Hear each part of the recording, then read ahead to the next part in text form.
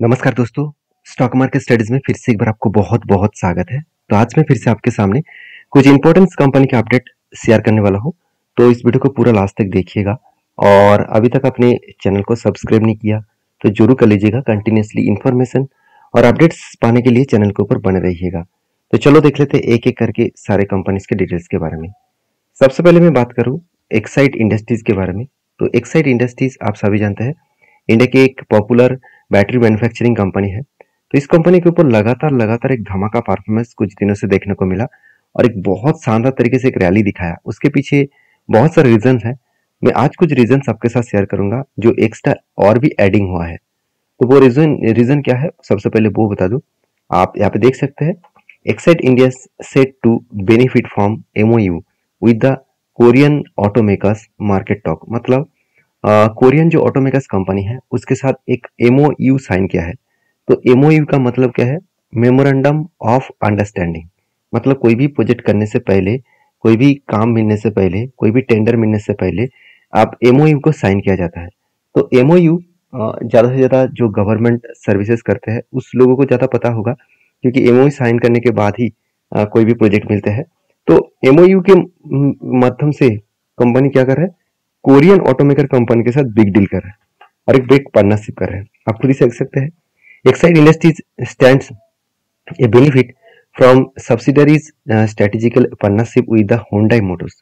तो Hyundai Motors and किया Motors, तो आप सभी जानते हैं होंडा एंड किया दोनों ही कोरियन कंपनी है और इस दोनों कोरियन कंपनी के ऊपर ही एक बिग डील हुआ है कि ईवीज के ऊपर जो काम करने वाले हैं वो देखा जाए तो एक्साइड इंडस्ट्रीज के साथ ही वो लोग काम करेंगे। इसके चलते है इस कंपनी के ऊपर ग्रोथ होने का चांसेस और भी ज्यादा बढ़ गए और इसी कारण की वजह से एक धमाका देखने को मिला। और देखिए नमूरा जो खुद की टारगेट है उस टारगेट को एडजस्टमेंट किया था। प्राइस टारगेट टू 485 फ्रॉम 233 233 के आसपास उन्होंने एंट्री लिया था और उनका टारगेट है 485 और फाइनली 485 को भी मतलब ऑलमोस्ट टच करने के लिए कंपनी आ चुकी है। तो बेसिकली मेरा जो एंट्री था वो मैं आपके साथ शेयर करूं तो मुझे एक बिग जैसे कप और एक छोटा सा हैंडल बटन देखने को मिला था। मैं थोड़ा सा जूम करके आपको दिखा देता हूं, आप खुद ही देख सकते हैं यहाँ पे। आप यहाँ पे देखिए एक छोटा सा हैंडल बटन क्रिएट हुआ, फाइनली ब्रेकआउट और ब्रेकआउट कंफर्मेशन भी हुआ।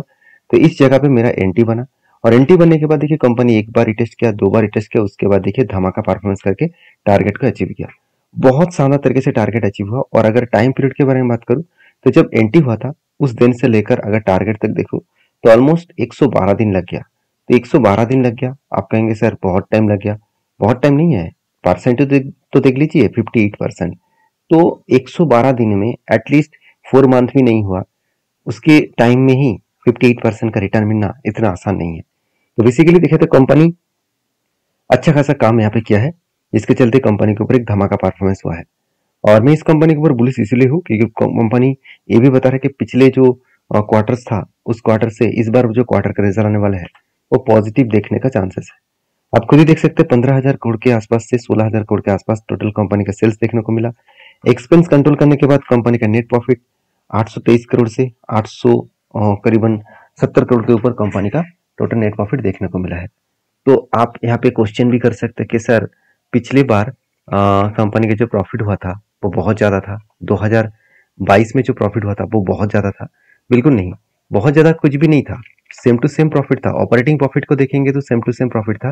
कंपनी को आधा इनकम एक्स्ट्रा मिला था, जिसके चलते कंपनी का एक्स्ट्रा बेनिफिट यहाँ पे प्रॉफिट के हिसाब से देखने को मिला। बाकी कंपनी एक बहुत शानदार तरीके से परफॉर्मेंस करके आगे बढ़ रहा है। तो मैं इस कंपनी के ऊपर बुलिश हूँ, शायद इसलिए इन्वेस्टर भी खुद के होल्डिंग को कंटिन्यूसली बढ़ाते चले गए। चाहे एफएस हो, चाहे डीएस हो, चाहे पब्लिक हो, हर किसी के पास इस कंपनी का हिस्सेदारी है। तो आपकी क्या राय है इस कंपनी के ऊपर, जरूर मुझे कमेंट्स करके बताना। नेक्स्ट जो कंपनी है उसके बारे में चर्चा करें, उसका नाम है बजाज फाइनेंस। देखिए बजाज फाइनेंस बजाज ग्रुप की एक सबसे बड़ी कंपनी है और साथ ही साथ फाइनेंस इंडस्ट्रीज में, एनबीएफसी इंडस्ट्रीज में कंपनी नंबर 1 है।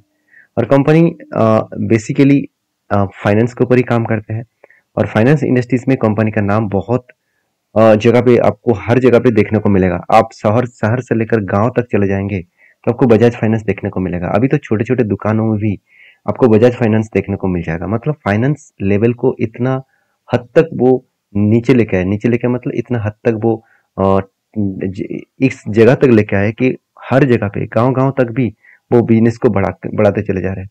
और अभी देखिए गांव के लोगों के हाथ में भी धीरे-धीरे करके पर कैपिटल इनकम बढ़ रहा है।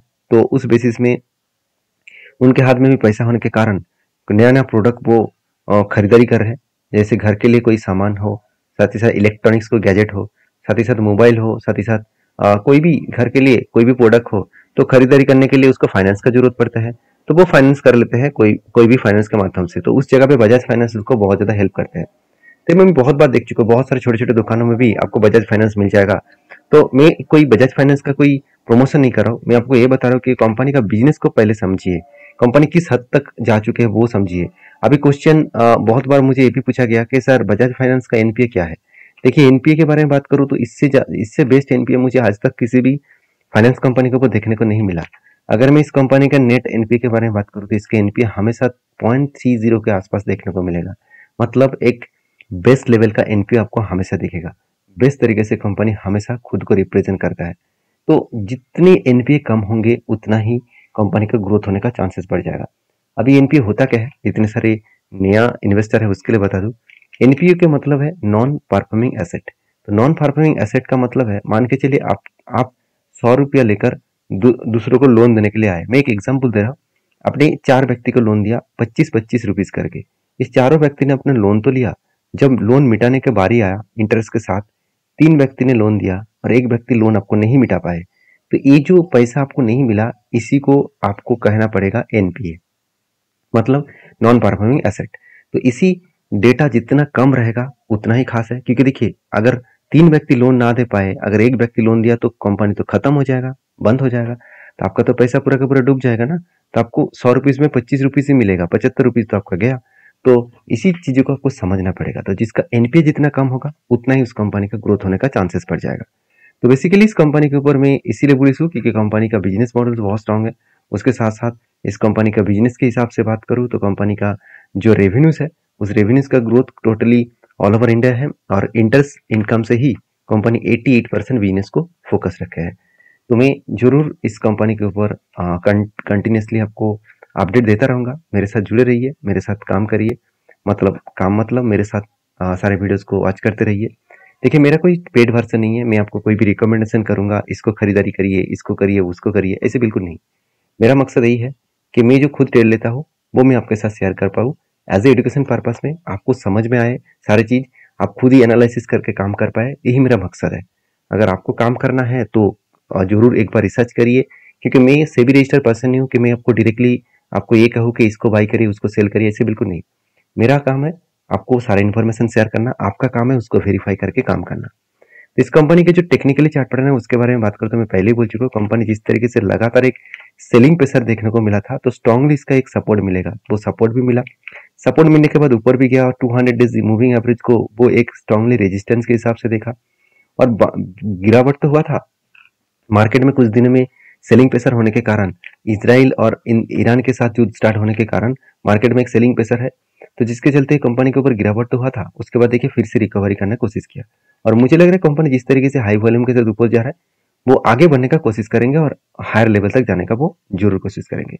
तो बेसिकली कंपनी के ऊपर मैं बुलिश हूँ। आपके क्या राय है जरूर मुझे कमेंट्स करके बताना और जरूर मैं इस कंपनी के ऊपर कंटिन्यू करूंगा। तो नेक्स्ट जो कंपनी उसका नाम है फीवी फिनटेक।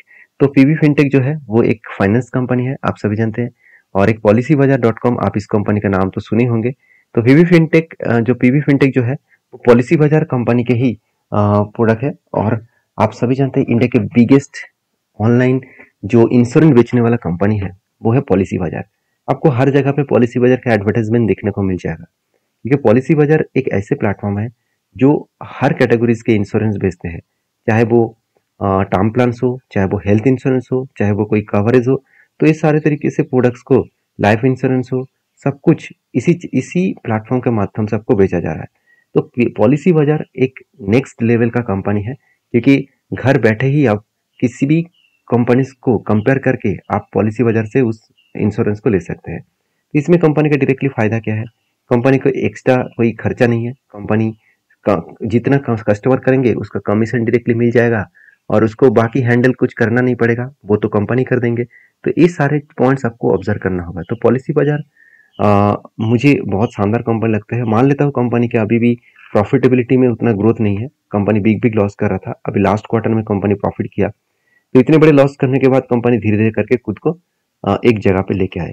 तो देखिए टाइम लगेगा इस प्लेटफॉर्म में ग्रोथ होने का, क्योंकि देखिए इंडिया में जो इंश्योरेंस है, लाइफ इंश्योरेंस कहिए, टर्म प्लान्स कहिए, इस तरीके से जो इंश्योरेंस है अभी भी 1% लोग भी अभी तक नहीं लिया।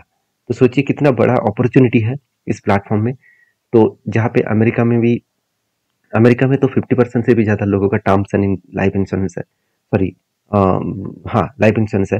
तो बेसिकली इंडिया में ग्रोथ होने का चांसेस बहुत ज़्यादा है। तो मैं जरूर कहूँगा इस कंपनी के ऊपर फोकस रखिए। और as a technically chart patterns के हिसाब से बात करूँ तो कंपनी के ऊपर मैंने एक टेल लिया था, वो कुछ इस तरीके से पैटर्न्स बना था, कफ विथ हैंडल पैटर्न्स, कफ बने, 2 बार हैंडल बने, फाइनली ब्रेकआउट हुआ और कंपनी धीरे धीरे करके टारगेट को अचीव किया। और टारगेट जो अचीव हुआ वो कहाँ तक गया, कुछ इस लेवल तक टारगेट को अचीव किया। तो बेस्ट तरीके से टारगेट को कंपनी अचीव किए और मुझे लग रहा है शानदार तरीके से यहाँ पे टारगेट कंपनी अचीव किया है। तो अभी इस लेवल से वो कहाँ जाएगा वो मैं आपके साथ कंटिन्यू शेयर करूंगा। टारगेट अचीव होने के बाद थोड़ा सा तो रुकेगा, क्योंकि इतनी लंबी जर्नी होने के बाद कंपनी लगातार भागते चले जाएंगे ऐसे होगा नहीं, कभी न कभी तो रुकेगा। तो आपकी क्या राय है पीवी फिनटेक के ऊपर, जरूर मुझे कमेंट्स करके बताना। नेक्स्ट जो कंपनी है उसका नाम है द अनूप इंजीनियरिंग लिमिटेड। देखिए द अनूप इंजीनियरिंग लिमिटेड कोई छोटा मोटा कंपनी है, 3,300 करोड़ का कंपनी है। और बेसिकली देखा तो कंपनी के ऊपर लगातार एक धमाका हुआ। कंपनी 1,100 रुपीज से कंपनी 3,300 रुपीज को भी क्रॉस ओवर कर चुके हैं, और वो भी कब तक, 1 सालों के अंदर अंदर। तो इतना लंबा जर्नी होने के बाद कंपनी बोर्ड ने एक अनाउंसमेंट किया, वो है बोनस देने का। अभी खुद ही देख लीजिए कंपनी बोनस देने का अनाउंसमेंट कर चुके हैं। 23 कंपनी को बोनस देने वाला है, एक के बदले एक। तो जो लोग बोनस पाना चाहते हैं तो जरूर कंपनी के ऊपर एक बार रिसर्च करिए, उसके बाद काम करिए। वीडियो में जानकारी अच्छा मिले तो प्लीज एक लाइक करिए। तो मिलते हैं नेक्स्ट वीडियो में, तब तक के लिए धन्यवाद।